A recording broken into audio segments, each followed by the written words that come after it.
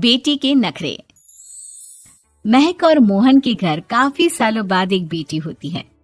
वो उसे देखकर काफी खुश रहते, उस बच्ची की छोटी सी छोटी चीजों का ख्याल रखते।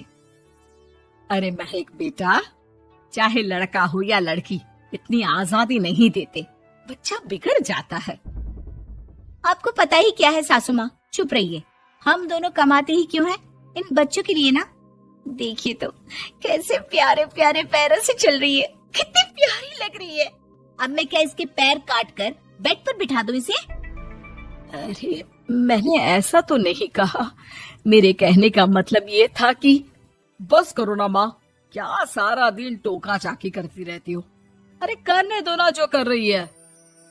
दोनों मियाँ बीवी अपने अपने काम में लग जाते हैं और सास मंदिर चली जाती है, लेकिन बेटी सौम्या घर में तेल का डिब्बा लेकर फैला देती है। घर को तो मैं पराठे की तरह सेक दूंगी।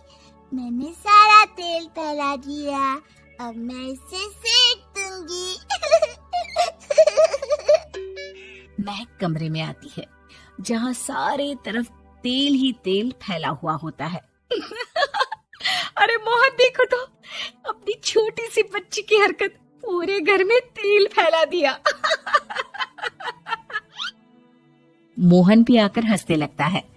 छोटी सी सौम्या को लगता ही नहीं कि उसने कोई गलत काम किया है, वो भी खुश हो जाती है। अब तो आए दिन वो कोई ना कोई नया नुकसान करती, कभी टूथपेस्ट गिरा देती तो कभी डिटर्जेंट। हालत ये थी कि घर का राशन किसी किसी महीने तो 2 बार भरना पड़ता। रोज ये कोई ना कोई नुकसान करके खड़ी होती है। अरे तो क्या हो गया माँ जी, बच्ची है, बच्चों वाले काम ही करेगी ना। आप बिना पता नहीं क्यों उसी के पीछे पड़ी होती हैं। धीरे धीरे सौम्या बड़ी होती है। एक दिन, माँ देखो दरवाजा खोलो, वो ऑनलाइन मैंने जीन्स मंगवाई थी, वो आई होगी। 3000 दे देना और पैकेट ले लेना। 3000? ऐसी कैसी जीन्स है बेटा, ये तो बहुत बड़ा अमाउंट है। माँ फालतू बात थोड़ा कम ही किया करो और जल्दी जाओ, वरना समझ लो खाना नहीं खाऊंगी मैं आज सारा दिन। सास वहीं खड़ी सब देख रही थी, लेकिन अब तो उन्होंने भी बोलना छोड़ दिया था। अब तो आए दिन सौम्या के खर्चे बढ़ते ही जा रहे थे, कभी महंगी ड्रेस तो कभी दोस्तों के साथ पार्टी। पैसे दे दो तो ठीक, ना दो तो घर में कलेश। ये सब तुम्हारे ही कारण हुआ है। देख रही हो कैसी हरकतें हो रही है इसकी। रात के 8 बज गए हैं, लेकिन महारानी जी घर पर है ही नहीं। तभी सौम्या पड़ोस के लड़की के साथ वहाँ आती है।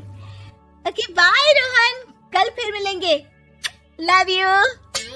ये क्या हरकत है सौम्या, आज तो तुमने हद ही पार कर दी। पापा कब से परेशान है। और ये लड़का कौन है? तभी पास खड़ी सास बोलती है, देखो महक, आज तक मैंने कहा नहीं था, लेकिन मैं आज कहूंगी, क्योंकि ये मेरे घर का मामला है। मैं नहीं चाहती कि मेरे बेटे का खानदान खराब हो या फिर कोई हम लोगों के घर के लिए बात करे। जाओ इसे ऊपर कमरे में छोड़ाओ, इससे कल बात करेंगे। मॉम देखो ना दादी क्या बोल रही है, चुप कराओ ना इनको, जैसे हमेशा करा देती हो। महक को अपनी गलती का एहसास हो रहा था, वो चुपचाप खड़ी होती है। मोहन बेटी को अच्छे से कमरे में सुलाकर माँ के पास आता है। देखो ये लड़का ठीक नहीं है, अब तुम लोग इसकी शादी करवा दो, ससुराल वाले अपने आप देख लेंगे। शादी के बाद जिम्मेदारी पड़ेगी तो सब ठीक हो जाएगा। शादी अभी तो 25 की है ये। तो क्या 50 तक बैठाओगी? नहीं नहीं, ठीक कह रही है माँ, इसके लिए जल्दी से कोई लड़का देखता हूँ। अगले रोज सौम्या खाने के टेबल पर, मैं आप लोगों को बता देती हूँ, मैं रोहन से प्यार करती हूँ और उसी से शादी करूंगी। रोहन? वही ना सक्सेना का लड़का, वो सक्सेना जो पिछले महीने ही जेल से छूट कर आया है। वो जेल नहीं, काम के सिलसिले में अमेरिका गए थे। अच्छा, सक्सेना अमेरिका गया था तो क्या पैसा वैसा कमा कर नहीं आया? ये देख रही है ब्लाउज, उसकी बीवी ने सिला था मेरा। पैसे की कमी का रोना रो रही थी, पति को कोस रही थी कि जुआ खेलते पुलिस ने पकड़ा और लगी लगाई नौकरी भी छूट गई। दादी कुछ भी मत बोलो, दादी को चुप कराओ ना। दादी जो बोल रही है ठीक बोल रही है, तेरे पापा ने तुझे देखने के लिए लड़के वालों को कल बुलाया है, समझी? अगली रोज लड़के वाले सौम्या को देखने आते हैं और उसकी शादी मयंक से हो जाती है। शादी के बाद सौम्या मायके आती है। वाह माँ, कितनी अच्छी शादी कराई है आप लोगों ने मेरी। लेकिन मुझे कुछ दिन और यहाँ रहना है।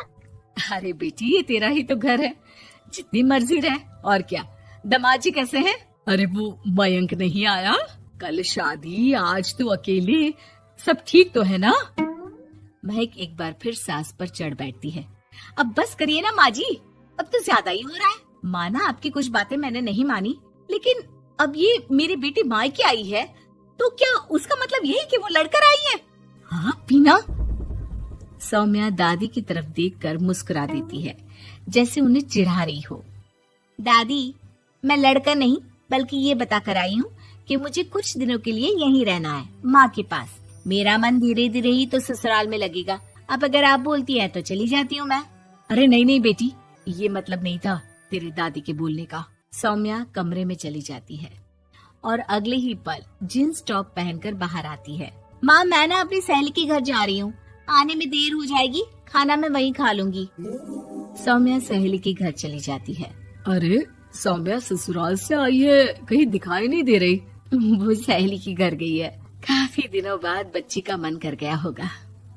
महक रहने दे, अब इतना हल्के में ना ले। लड़की अब किसी और की अमानत है, घर में इतनी देर से आएगी तो लोग क्या कहेंगे। और होता भी ऐसा ही है। दरवाजे में पुलिस आती है जिसके साथ सौम्या होती है। ये आपकी बेटी है? जी जी, लेकिन क्या हो गया? पापा, मैं और रीना घूम रहे थे तो रोहन वहाँ आ गया। उसने मेरे गहने खींचने की कोशिश की, जब मैंने नहीं दिया तो मुझे धक्का मारकर मेरे गहने ले लिए। पापा, मुझे माफ कर दो, मुझे ना मयंक के पास जाना है। आप उसे फोन कर दो, वो मुझे ले जाएगा। दादी आप ठीक कहती थी, वो अच्छा लड़का नहीं है।